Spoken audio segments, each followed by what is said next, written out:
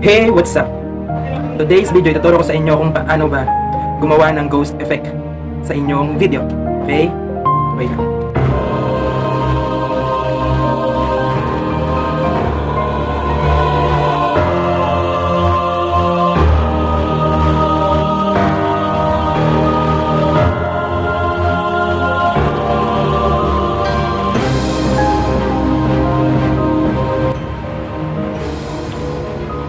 Napansin nyo ba yun, guys? There is something na parang may anino dito sa bandang side ko.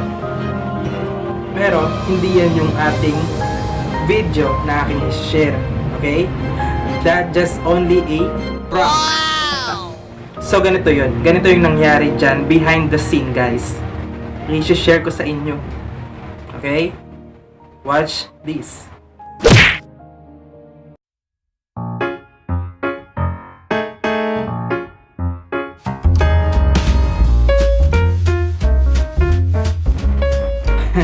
Okay?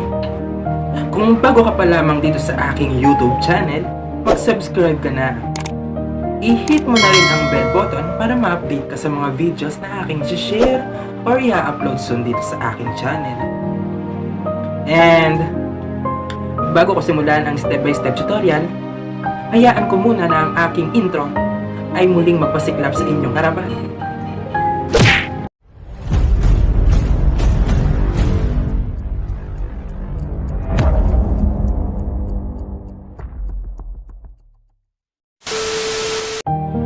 Welcome to Beatskate Technical. Open your KineMaster. As you can see, guys, mag-open kayo dun sa media and piliin nyo yung video na gusto nyong bigyan ng ghost effect.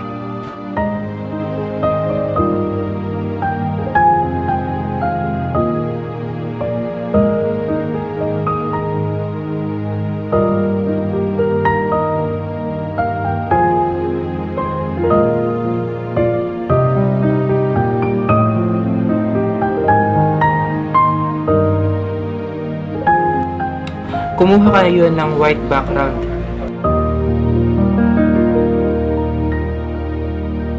I-click nyo lang po yung dun sa bandang left, yung capture promenade as layer. Yan. And then sa bandang right, makikita nyo yung split screen. I-on nyo yung full screen.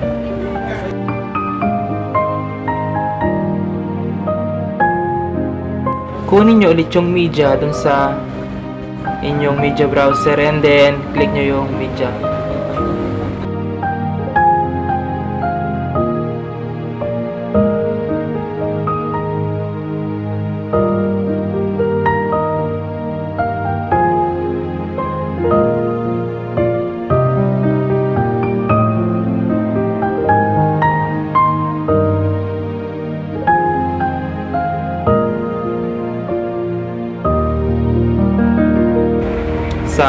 Ilalagay natin siya sa 25. Ayan, pwede na yan, 25. So, ipa-play natin yan, guys. As you can see, ayun, parang may ghost na siya na lumabas. Hindi lang parang, para talagang totoo.